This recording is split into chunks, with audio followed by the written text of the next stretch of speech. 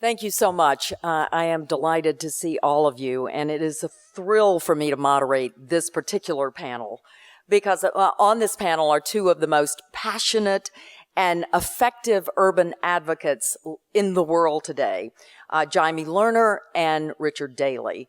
When I was looking for a bio to introduce Jaime Lerner, I found this wonderful line on the TED site. From building opera houses with wire to mapping the connection between the automobile and your mother-in-law, Jaime Lerner delights in discovering eccentric solutions to vexing urban problems, and in the process, he has transformed the face of cities worldwide. For many city governments seeking visible improvements in their congested streets, the pace of change is measured in months and years. For Jaime Lerner, it's measured in hours. He is a hero to municipal planners everywhere, to urban advocates everywhere, and embraced the idea that creativity starts when you cut a zero from your budget. In addition to serving 3 terms as mayor of Curitiba, Mayor Lerner twice was elected governor of his state. Please help me welcome Jaime Lerner.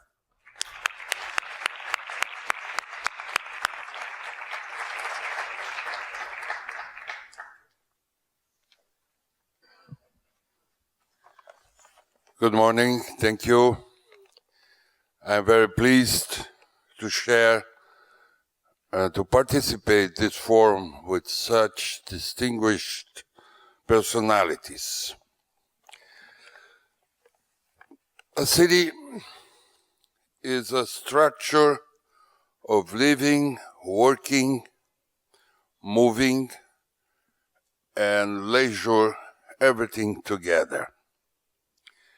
Every time when we separate people when we separate urban functions, when we separate people by income, by ages, by religion, it's a start of a disaster. If we want a human city, where the more mixed you have, the more diversity you have, the better the city became. My metaphor for the city is the turtle. Why? Because a turtle is it's living, working, and moving together. And at the same time, the shell of the turtle looks like an urban tessiture. So we can imagine if we cut the shell of the turtle, living here, working there, having leisure there, the turtle is going to die. That is happening in many cities in the world. And I think it's not just a question of, because if we separate people by income, every time when we have people working there, there's a waste of energy, and it's not sustainable. And besides the normal problems that every city has, like healthcare, the care of children, education, safety, besides the normal priorities, we have to keep in mind there are 3 issues that are becoming very important to every city. Not only to every city, for the whole mankind. There's the problem of mobility, the problem of sustainability, which is linked to mobility, and the problem of coexistence, tolerance. That means that we cannot just understand the city like corridors for public transport. It's the whole structure living, working together. I'm proud that my city had this decision very early. So all the decisions related to land use, public transport, everything, they came together. And that's why I think this city is becoming a good reference. It was the first city that implemented bus rapid transit. At that time, it wasn't that name, but we realized that we couldn't have the resources to build a complete network of subways, which is difficult for any city in the world. And we started with a very simple system. And this system, it was the first time in the world, now it's being implemented in 156 cities all over the world, including Rio, of course, Bogota with the Transmillennium, and many, many other cities, Mexico City and China, and more recently, I heard here in Chicago.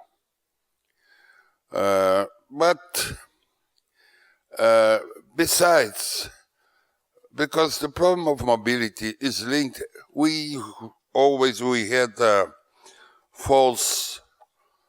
are puzzled by a false discussion, which is or the car or the subway. And the solution is not the car and not the subway. It's a link. It's every system integrated. We have to have a multimodal system which could work very well. The idea of the car, my idea of the car is this. The car is the cigarette of the future. Because, okay, you still have your own car, still the car industry will work, will provide jobs, but the question is how to use the car. For leisure, for travel, of course, but for daily routine itinerary, we'll have to handle with public transport. But public transport is not just, it's everything together. If we have a subway, we have to have a smart subway. If we have buses, we have to have a smart bus, a smart taxi, a smart bike, as they did it in Paris, and now they're in every city in the world. They transformed the bike in a public transport. But we'll have to face one other character, one other solution, which is individual public transport. I'm not saying electric cars, because many industries, many car industries, they are showing very electric cars with a very good performance. But this is why you have to have a car that takes 100 kilometers per hour and put this car in a roadway. And the big car they're putting inside the city. We'll have in the city a small car, electric. It's not without ownership. We're in many prototypes of the smallest car in the world. Not this size. It's the half of the size of the smart car in the width and the half of the size in the length. And I can fit inside. And it's with paper, it's recyclable, honeycomb. And we are in a very advantaged state. stage. But it's not only the mobility, because when we realize that sustainability, that 75% of carbon emissions are related to the cities, it's on the cities where we can be more effective. And the half of the problem is the car. So if you want a sustainable city, there are three key issues. One, use your car less. Second, separate your garbage. Third, live closer to work or bring work closer to home. Besides that, we have to realize that sustainability is an equation between what we waste and what we save. That's the key equation. The less we waste, there is an increase of sustainability. The more we save, it's increasing of sustainability. So I'm obsessed about the idea how to teach children about sustainability. 4 years ago, I finished a movie about sustainability, trying to explain this for children. We won a competition in New York about movies about sustainability. It's not a big issue because there was not too many competitors. But anyway, I won a festival of movies. So, regarding the cities, to finish, the city is the last refuge of solidarity. So if we want solidarity, we have to have more relationships, better coexistence. So I used to say that if we want creativity, cut 10 from your budget. If you want sustainability, cut 2 zeros from your budget. But if you want solidarity, keep your own identity and respect others' diversity.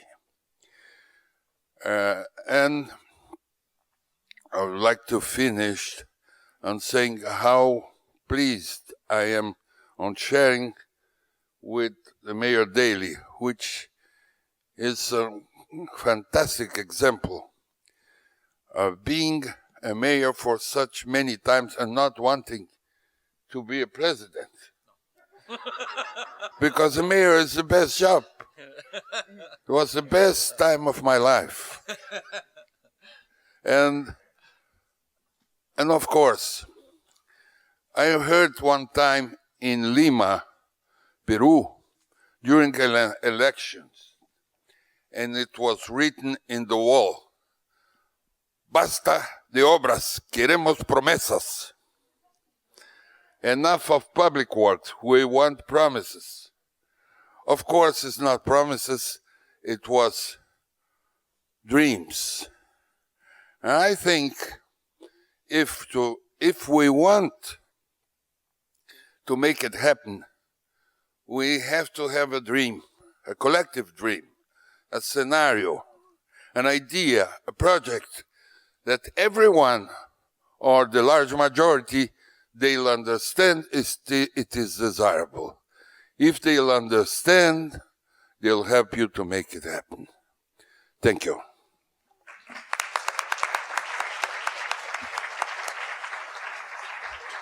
I didn't talk too much. Fantastic. I love that. Where are my toys? I'm going to remember that. I bring visual aids. That's great.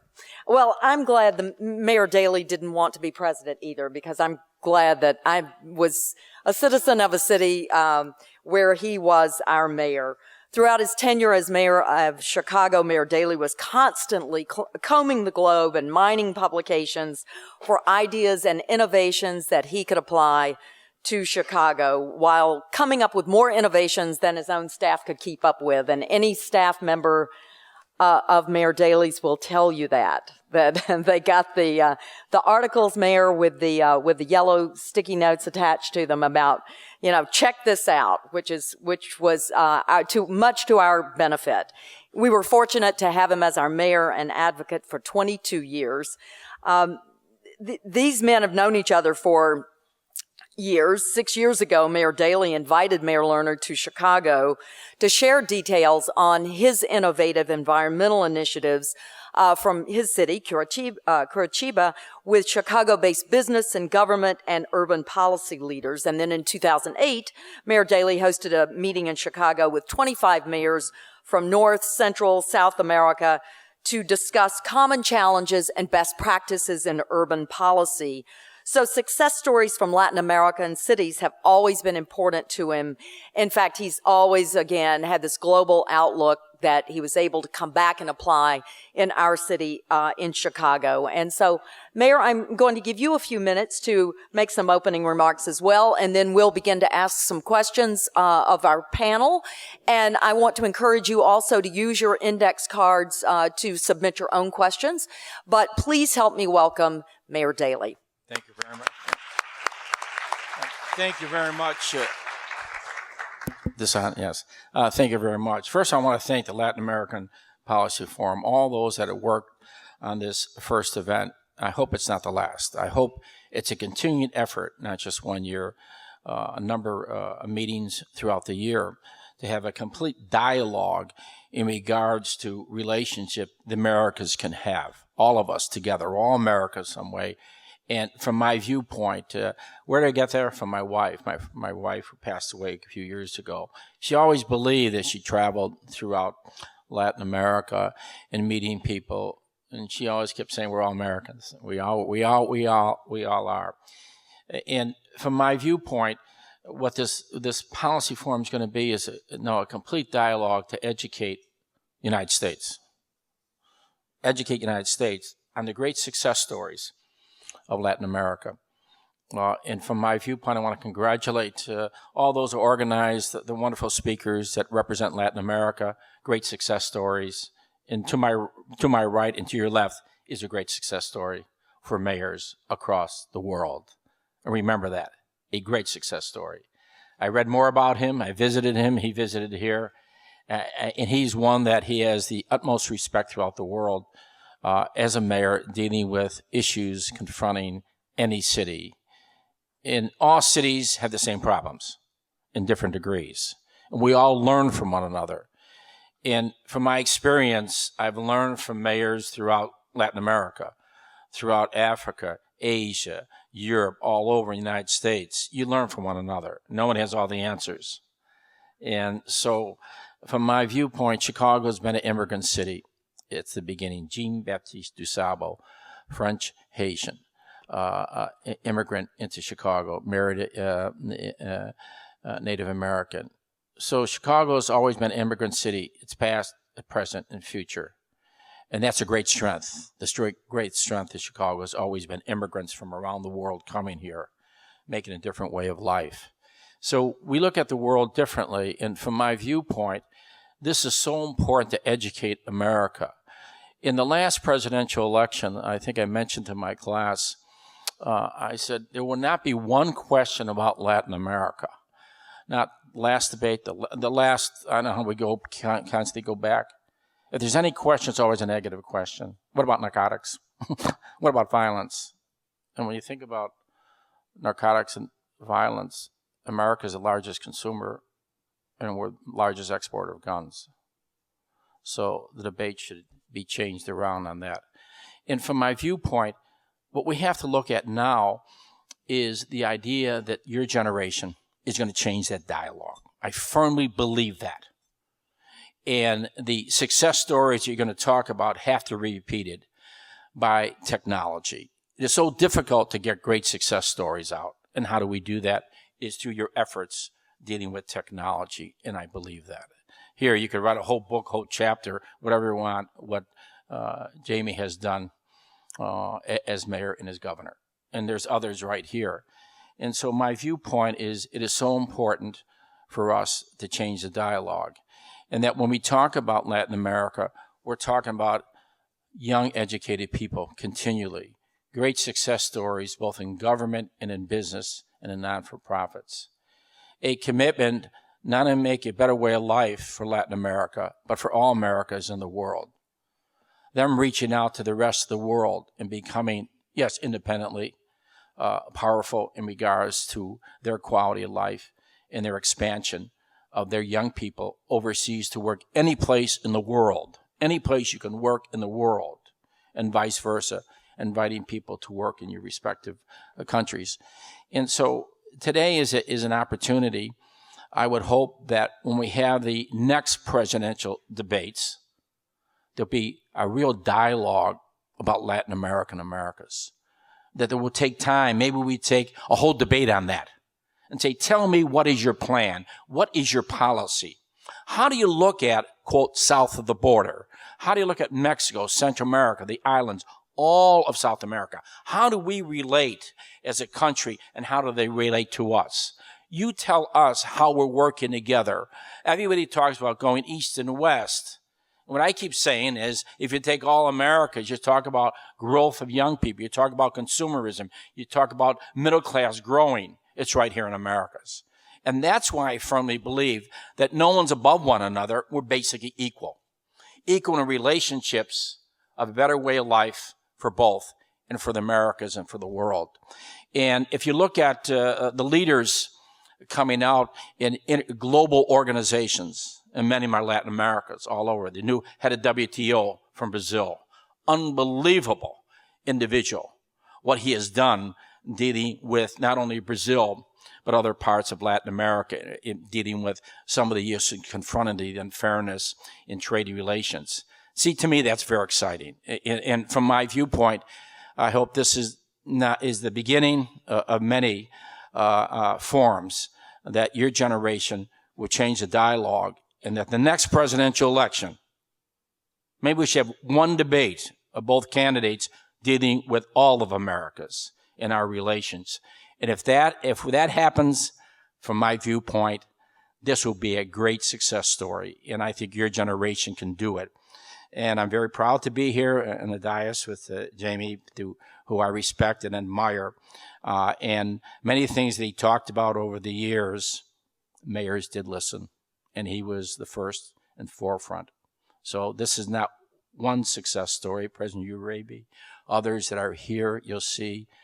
I mean, we have to talk about the success stories, and we have to really foster that throughout America. And you can educate the United States about your success stories, and I will too. Thank you.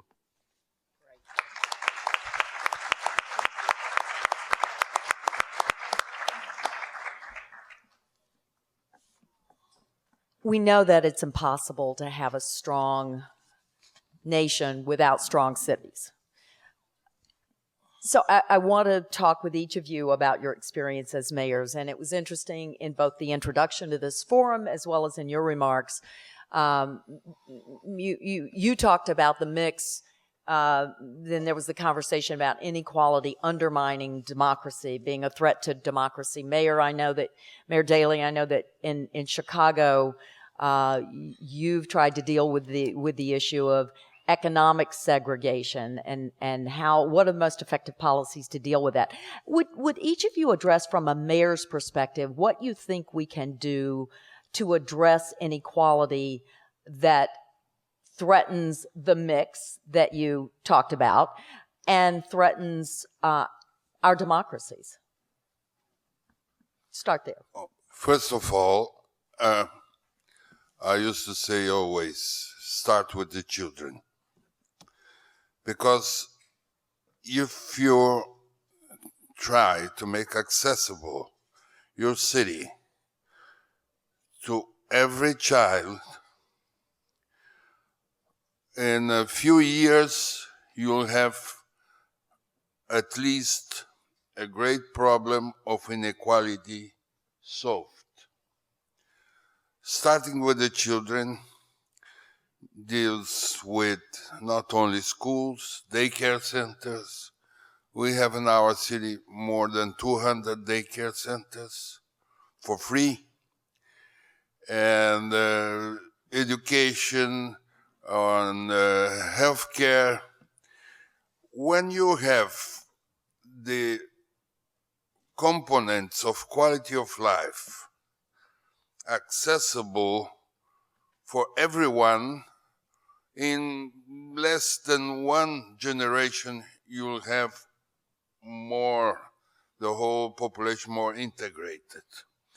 I wouldn't say it would happen as a miracle. Little by little, having more opportunities, the children and their parents, it's I think where we should start. And never projecting tragedies, because it's very easy to manipulate a tragedy. If you project a tragedy, you'll have the tragedy. If you invest your energy to change non-desirable trends, you can make it. Well, I believe that coming from a family of 7, and my father and mother said to all of us that we're going to give you moral values, first of all, from your family and your religious beliefs. Secondly, a name, but thirdly, an education. That's what I owe you as a parent, that love and affection, but that education. And so when you look at education over the years, much of it's been a lot of disparity. But with technology, online learning, we can do so many things to help the less fortunate around the world. I think that is what's going to take place. Before, you had to build a school, you had to get children there, everything. But there's so many opportunities to have a learning environment. Yes, in their community or in their home or in or around a school, continually, almost 24 hours a day. It's called technology online learning. And that's why I took over the schools. The only mayor in the country said, I want responsibility for schools, because if I give a child an education, I give them independence for life. They can do anything. And so I started teaching Chinese, Arabic, and Russian, plus we speak Spanish and English and all the other languages. So when all the visitors from China would come to Chicago, I bring them to a totally Hispanic school to see young children from 1st grade to 8th grade learning Chinese and speaking it very well. Give them opportunities.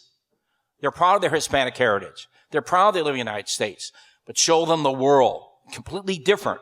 Give them the opportunities, and you do it not only through languages, but through technology and online learning, that they become the leaders, not of the Hispanic community, not of America, but they become leaders throughout the world.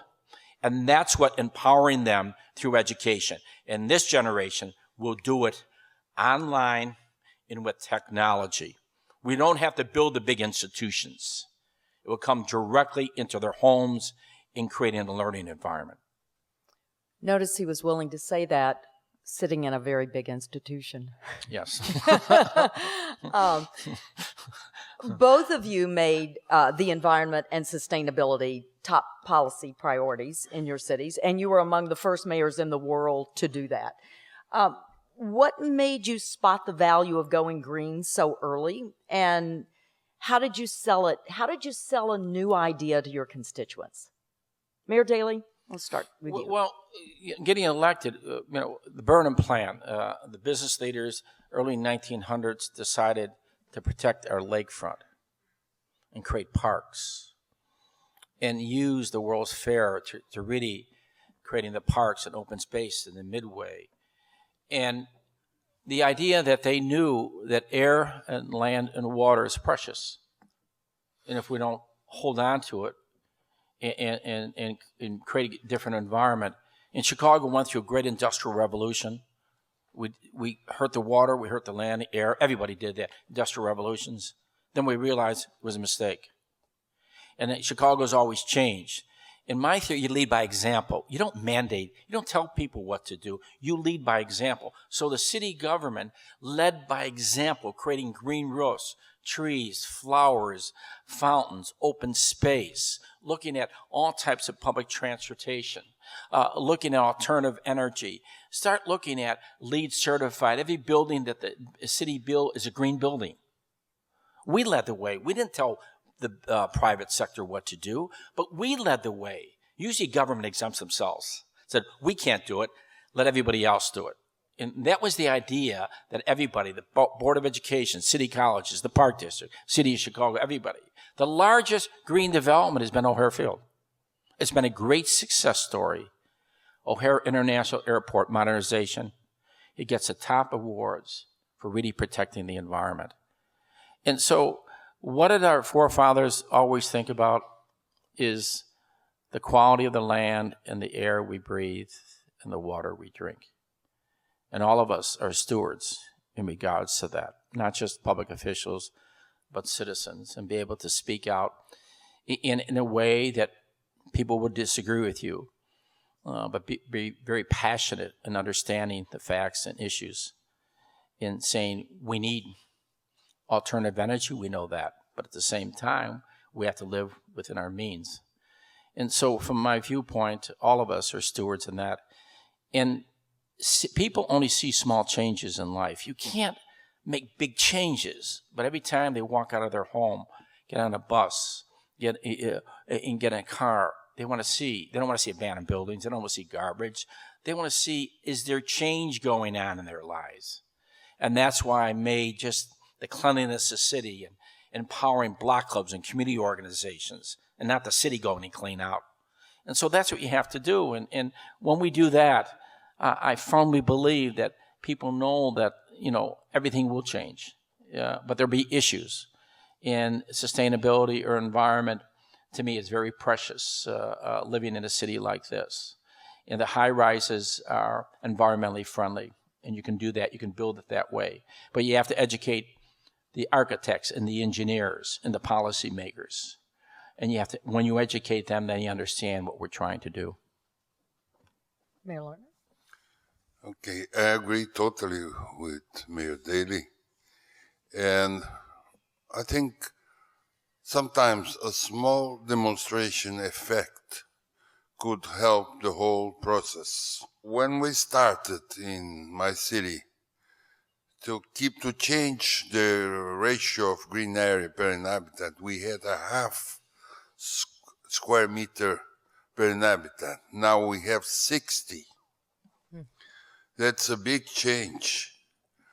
And without spending too much time, it's too much money. It's an agreement with people. When we started to, when we decided not to have any industry with pollution problems, when we decided how to separate our garbage, we always start with the children.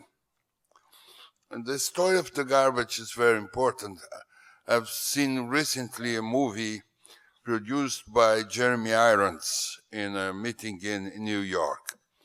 It's an incredible story about this, or any garbage. The problem is we start to teach every child during 6 months to separate their garbage in their school. We teach it in the school, every child.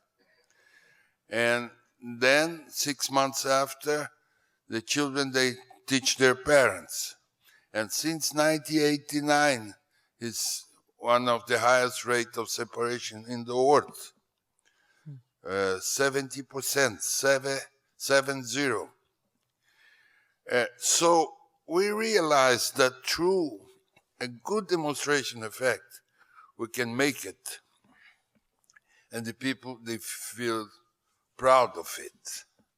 So when the city of Curitiba, they knew that it's becoming a good reference. I don't like to say example, but because my city is not a paradise, but a good reference on public transport, on social facilities, on environment. But it's the only city in the country that really takes care about the garbage and other issues. And mostly because we teach also the teachers and the people how in their daily life, how they can make the difference. It's organizing a commitment, a challenge, that everyone want to help. They felt responsible. It's always a good equation of responsibility. When you share this responsibility with people and they'll understand that, oh, that's a great city. If you were, again, you were two of the mayors first on the issue of sustainability. If you were sitting in a mayor's office today, what issue would be emerging? What's the issue that's emerging that mayors are not yet broadly seeing that really will have an effect on the way we live in cities? What do you think? I would say do it fast, because now I realize that everyone knows, or a large majority of mayors or governors, they know what's the difference, what happens, this political decision. Mm-hmm. They don't assume. Many mayors I've seen in my country, they are occupied by political problems and they leave this responsibility to the bureaucracy. So, first of all, do it fast, avoid your own bureaucracy. And once the discussion was done, once the decision was made, start immediately. Because if not, it's a whole branch in a huge family where everyone wants to do this way. And the third issue is the insecurity. Sometimes you have a very good idea and you start to think, oh, this idea is so good, it couldn't be mine. So you have to start immediately. You can write a whole tractate how to swim. Move your arms and legs at the same time. At the moment you'll dive in the water, oh, it was so easy. So I would say don't wait to have all the answers. You'll never have all the answers. Don't be so prepotent, so pretentious on having all the answers. Because innovation is starting. Once you start, it's interesting. It's like a trajectory.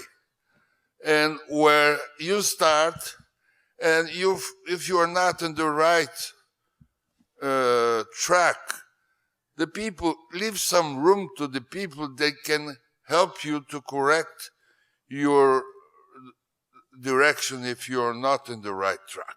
Mm-hmm. And it just strikes me, it's interesting, I think, listening to both of you talk about your work as mayors and what you did effectively.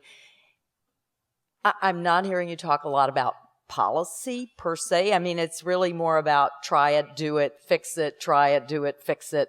As you said, you can write a book on swimming, but jump in the water. Mayor Daley, I'm curious, what do you see as an emerging issue that people are not giving enough notice to? Well, I think, again, getting back to public officials, We rely today off of pollsters and money.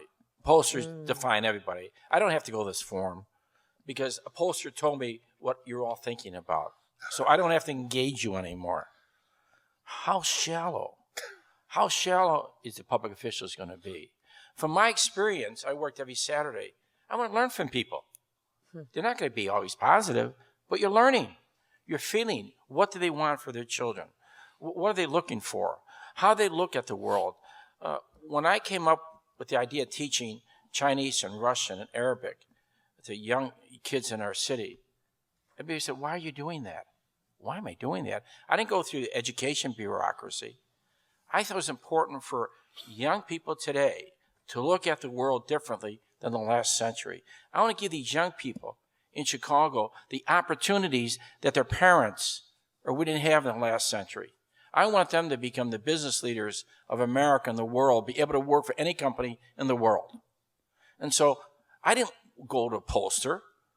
I just knew that because people want something better for their children. And so always take a risk. And you have policy. Yes, you have policy. You have policy people.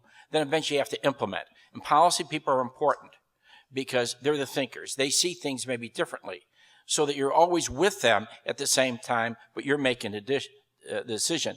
Be not afraid to fail. Be not afraid to fail. Nothing is perfect. You don't poll because you failed. These polls got every public official caught up, and now CEOs. They have to be loved. They cannot make a mistake.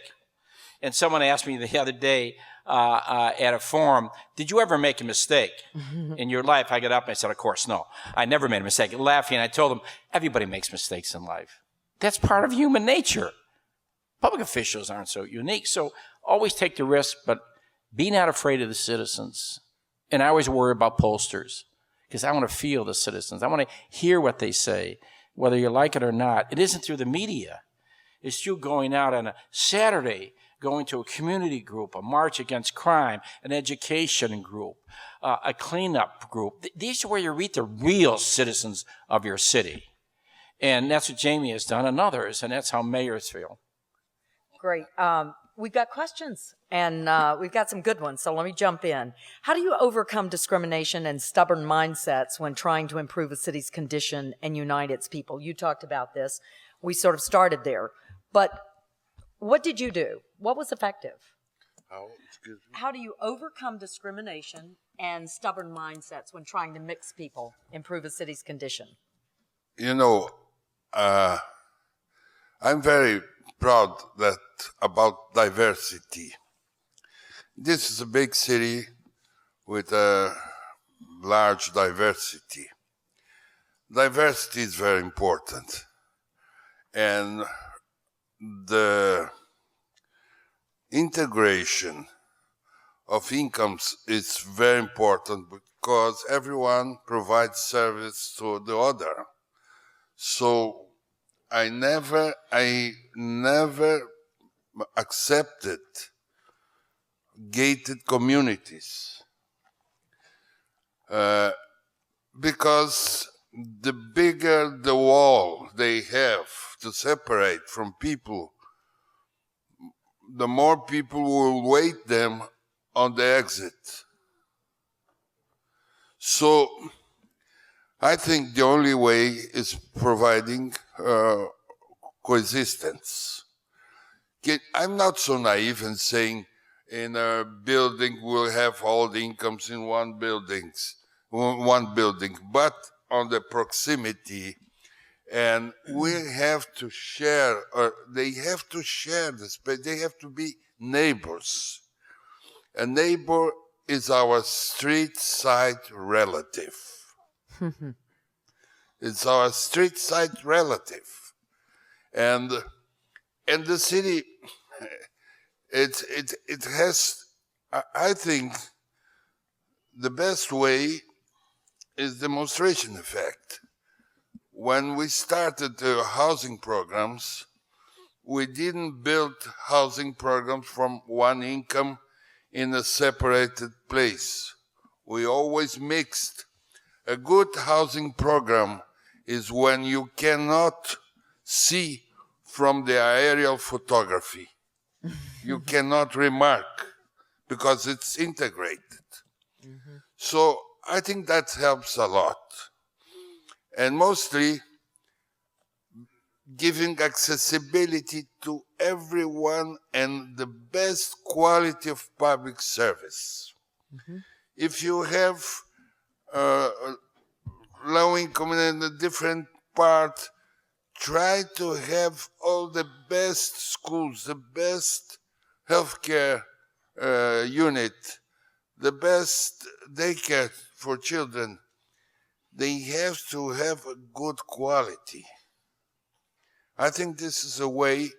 I won't say this is all, but it's a good start. Mayor Daley? Well, I think the greatest equalizer dealing with discrimination on race and religion, ethnic origin, sexual orientation, anything, greatest equalizer is education. And how you have to get education as quickly as possible. It just can't be waiting to school. He has to create a learning environment in the home. And I talk about online learning. I talk about technology. Much quicker than the last century. If you don't do that, you're going to wait for a long time. And the difference is why suburban areas have happened in America. Education. They all left cities because of education. They're out there. And they're trying to make a better way of life for their children. And now, how do we do this in larger cities that have a high proportion of poverty? Is through education. And you have to do that. It's not just at the school. It's on weekends. It's Saturday classes. It is not taking summer off. America still allows their students to take 2 months off during the summer. And somewhere they're all going to go to camp. They think it's a suburban thinking. You're all going to go to camp. Mom and dad's going to take care of you. It's not going to happen. And that's why you have to create this whole learning environment. And so when you look at America, in 1959, when my father was mayor and Senator Paul Douglas, who came from the University of Chicago, right here, went to Washington, D.C. and said, don't build high-rise public housing. Because what you're saying is that people from the South, mostly African Americans coming from the South, never lived above a 2-story building. Now you're going to say you're going to live in a 14-story building. It's a poverty level. If you're not poor, you can't live in there. Now think of that. The federal government said you have to have poverty to live in there. And if you work, you can't live in there.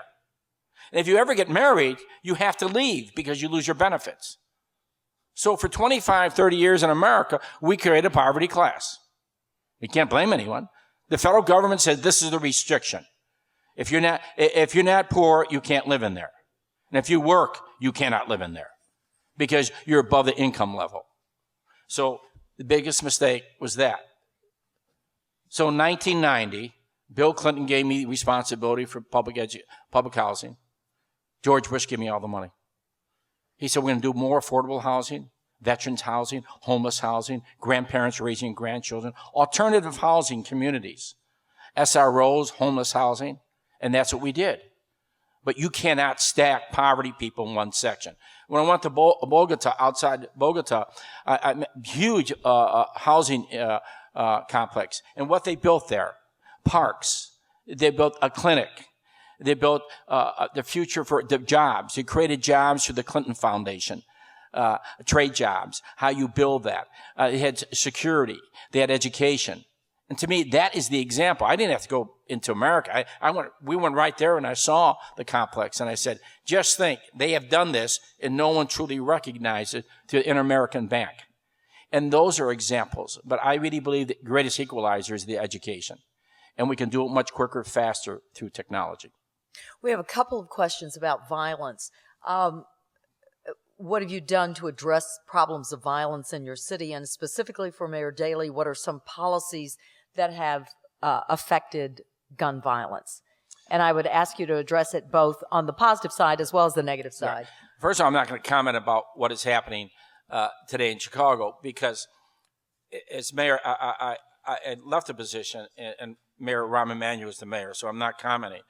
But what you have to have is you have to have a commitment. America has too many guns, and we export guns. And exporting guns, and we have too many guns. And when you look at the problems, it's always a local problem. So a gun that's manufactured in Connecticut, in Massachusetts, and Mississippi moves around America called interstate. it's a federal question. But the federal government says it's a local question. The gun that you used in Chicago came from Mississippi or some other place. It's your issue. It is not. It's always been a national government issue. But all the politicians ran away because of the NRA, Democrats and Republicans. And now all of a sudden, thank God, the issue is concerning all of us in America. I wrote an op-ed piece for Financial Times. Why is America, United States of America, violating the human rights of children, human rights, for the sake of the gun industry? People didn't like that. We are violating human rights of children. We are killing children because the lack of courage and understanding. And so you need it. You have to be able to control how many guns we have. And besides that, the handguns kill most people. That's you have to remember handguns. And here in Chicago, we had a citywide unit that would seize guns. When you seize guns, you do categories. Juveniles are more likely to use a gun in a week or less than a week. So you have to special attention to them, which they did. And then you have organized gangs, which are really international drug cartels. The drugs are coming from around the world into the consumption country. So it's really, and then you have, it isn't the kid chasing on the block who's selling the drugs. What are we doing with the money launderers? The people really make the money. The kid is surviving. He's trying to figure out this. If he can make $1,000 a day, he's going to be out there. And so what is America doing about money launderers? We forgot that. We forgot, the federal government forgot that. We're worried about terrorists. We're going all over the world about terrorists. But right here in America, every day, dealing with drug cartels, international drug cartels controlling the drug trafficking in America, has been forgotten. Richard Nixon declared war in 1973. I guess we never won, so we don't say too much about it. So my viewpoint is we criticize the rest of the world, we're the consumption. We've been in Afghanistan in a war. We should have bought the poppy fields and destroyed them every year. We spend billions and billions of dollars.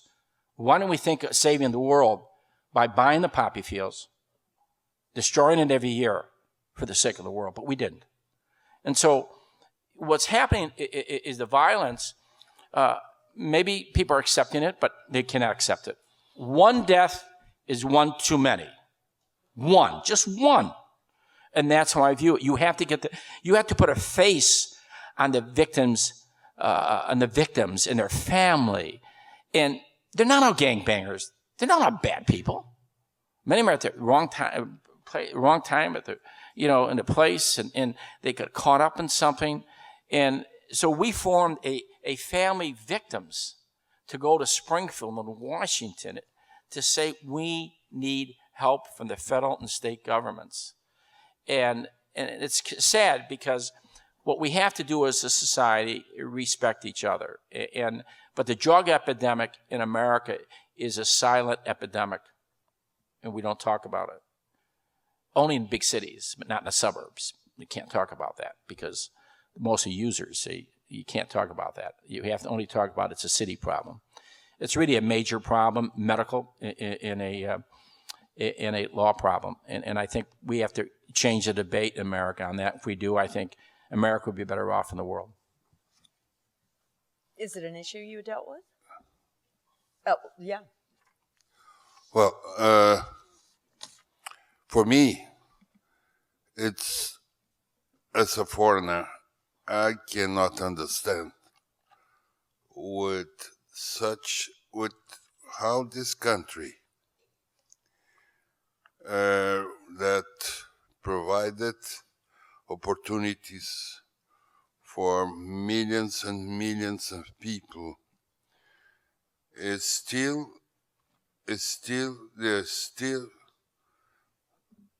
have this amount of guns.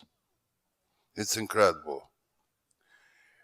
And for us, the problem, I'm saying in Brazil, if I have the right approach, it's the problem of minors. because our Constitution allows, doesn't a boy or a girl with 16 years, they are not responsible.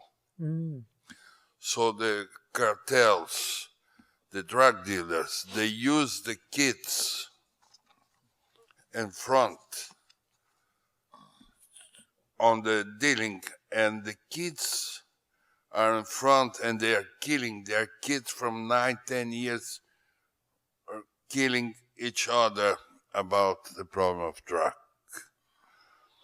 And I recognize that the governor in Rio, he started a good program, and he did very well, occupying every slum with good facilities together with the city hall. And the people would say, okay, they are the violent people, they are going to another place. But anyway, every time a new slum or new neighborhood become more safe. It's a good program. It's not the solution. We have another problem: violence and transit. There are people that they are more killed in our streets and due to traffic problems than in most of the wars. Because I would say, the car is also a gun. Because for me, mobility has to do with you cannot hurt yourself and not hurt your neighbor. So use a vehicle that cannot hurt. In the cities, you can do it. Well, we're facing three kinds or more than in violence. And I think just through some good examples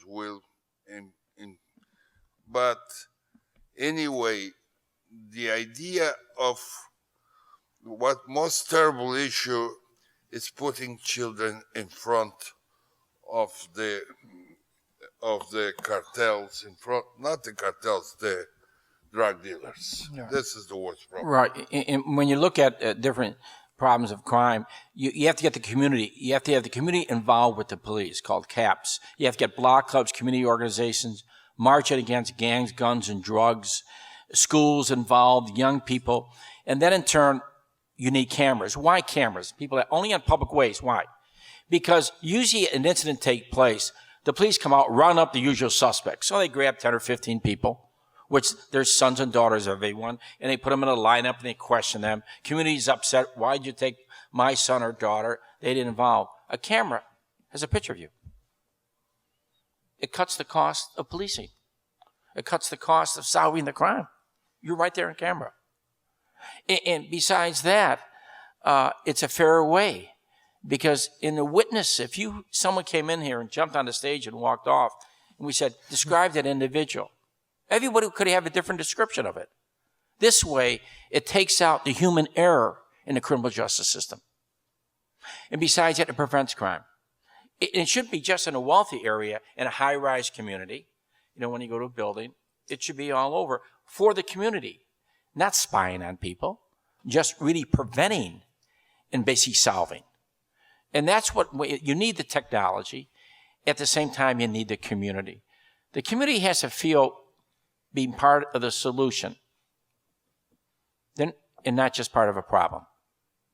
And from my viewpoint, that's why for years, the community policing was so important in getting people identified in CAPS. And the more we do that, America relied off of posters or run for government. And they said, if you bring up the gun issue, you cannot run for governor or president or anything. Stay away from it. You have to believe in something when you're a public official. Where did you come from? Did you ever hear about the violence? What do you really believe in? Are you more ready to forget about that issue for the sake of that office? In America, since the 90s, we forgot about the gun issue. Now it just arose this year, in the last 4 months. Now it's an issue, but before it was not an issue. Not even in the national debates, it was not an issue. Stay away from it. Again, never be not afraid of the values that you have and who you represent in the gun issue should be on everyone's mind, every public official, and how we can overturn the violence in America. Who's my timekeeper? I was supposed to have one. So somebody give me the time. Anyone? Say that again? 10:17? 10 after, thank you. Okay, good. We've got a few more minutes. And Mayor Daley, you brought up the cameras, which of course generate a lot of data that has to be managed. You brought up mobility. We had a question about the cost of gathering and analyzing data is going down. So it makes it more accessible to not only public officials, but to everyone. What challenges do you see in using data to optimize urban mobility?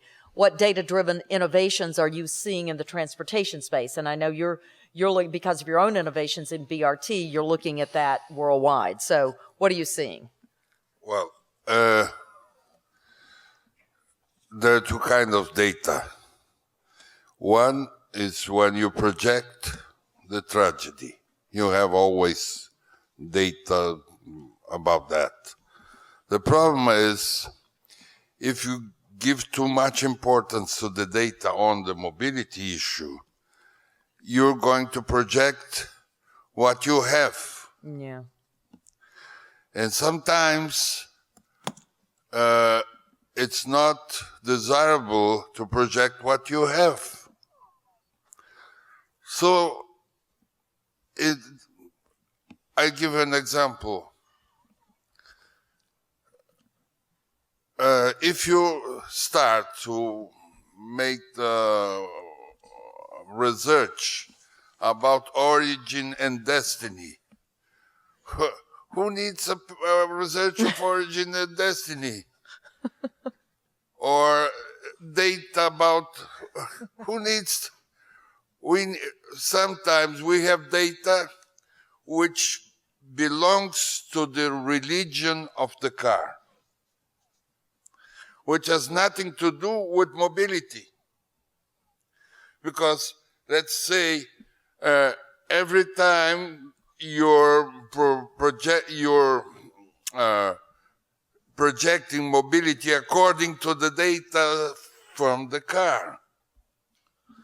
So it's better to have, I'm not against research or data, it's better to have a good alternative and check if this alternative is good. Mm-hmm. You can have data when you have a proposal. The best way is proposals, because data, you can have the relationship between widows and the goals of the championship of the soccer in Rio. It has nothing to do. So I'm a little aware of losing too much time. So if you have alternatives, check the alternatives with good research, and you can have this. And I think also every time you're postponing the solution. I remember one time I did a project for San Juan in Puerto Rico in public transport. So we presented in the Senate, and the governor, he was listening, and after he said, okay, sounds good. What's your opinion as the Secretary of Public Transport? I said, well, it started mumbling. Well, we have to start some research, origin and destiny, but it was full of reporters, and the governor says, but when we'll start? Well, we have to make some surveys, but Señor Secretario de Transporte, when we'll start? ¿Cuándo vamos a hacer?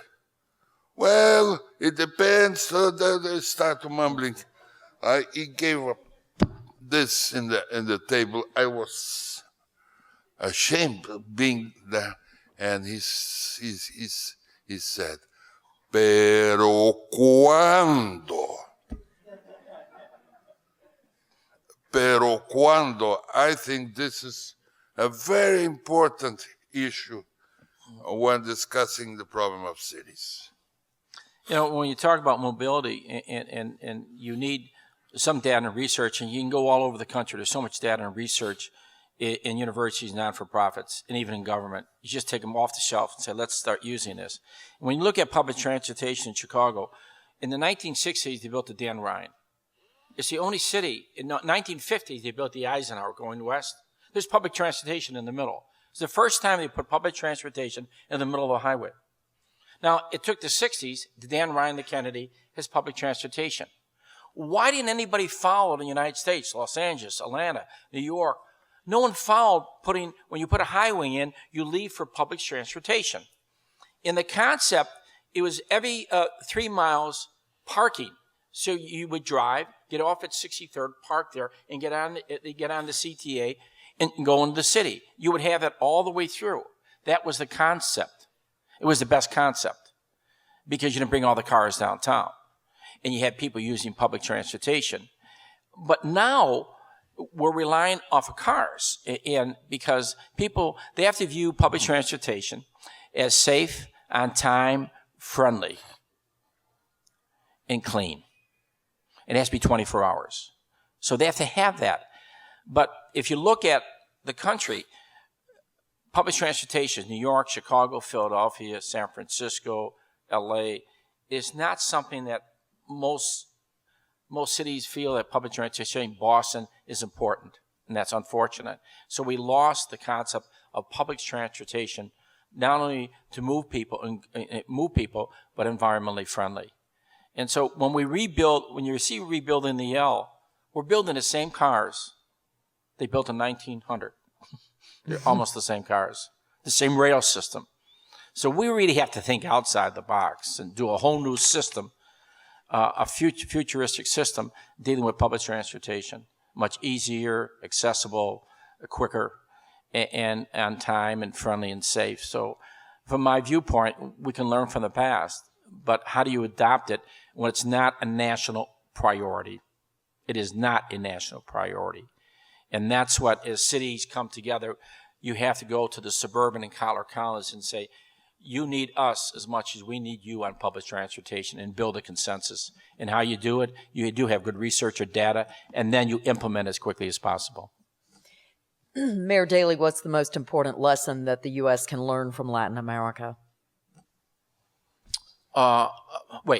Well-educated, sophisticated public servants, business people who have made a difference. We can learn from them, all of them. But we're not the teachers. They are the teachers as well. Mayor Lerner? What's the most important lesson you think, from a Latin American perspective, that we in the U.S. ought to be learning from Latin America? I would say a commitment with imperfection. That means never wait for the perfection. A commitment with simplicity and a commitment with imperfection.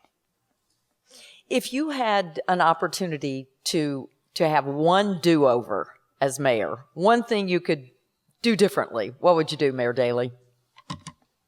How long do you have? Well, I wish that education became a a national priority, not in words, but in actions. Mayor Lerner? Pass a law to stay the whole life as a mayor. But seriously, because I loved to be a mayor. I think Mayor Daley, it's very, we can see it. But I would say if I had the opportunity, more attention for young people. Yeah. A city is good as it's young people. They have opportunity, and they have a better every time a city which is better for children and for young people. Yeah. Politically speaking, I hope we do away with red and blue states. The worst thing ever happened to America. You're a red state, you're a blue state. We know we got you, we don't have to listen to you. Or you're against us, we don't have to convince you. Public servants, when someone votes for somebody else, they're not against you. They're voting for someone. And you should be able to convince them on an issue or issues that you can work together and don't separate them by red and blue states. Well, let me, do we have time for one more question? One quick one? Let me ask you both, and Mayor Daley, you may just have gotten to it, but what advice would you have for graduate students, like the ones here today, who want to pursue a career in urban policy or municipal government, either in the U.S. or in Latin America? Well, I would work for, I'm promoting a huge business to need public policy people. Every business needs public policy people to work in the private sector first, or non-for-profit, then evaluate when you work with the city. In other words, you deal with the city's problem, you deal with the state and federal governments. So when you go there as a bureaucrat, you can change it. You have to work in the private sector first, and then find out how the federal government interfaces with you and your business and where you're working. So when you go work for the public sector, you're going to make changes, and you're not going to pass paper. And you get the last word? I would say, of course, having this approach from private sector is very important. But I would say also that having a clear view what are needs and what are potentials. Why? Because if you're always working with needs of people, you won't change anything.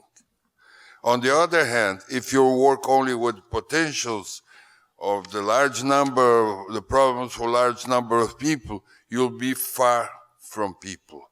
So you have to keep a daily balance between needs and potentials. I love it. Help me thank our panel.